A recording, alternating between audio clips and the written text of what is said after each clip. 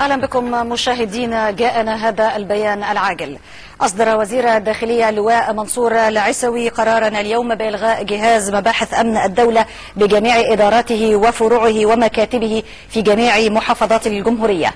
كما قرر وزير الداخلية إنشاء قطاع جديد بالوزارة يسمى قطاع الأمن الوطني، يختص بالحفاظ على الأمن الوطني والتعاون مع أجهزة الدولة المعنية لحماية وسلامة الجبهة الداخلية ومكافحة الإرهاب، وذلك وفقا لأحكام الدستور والقانون ومبادئ وحقوق الإنسان وحريته.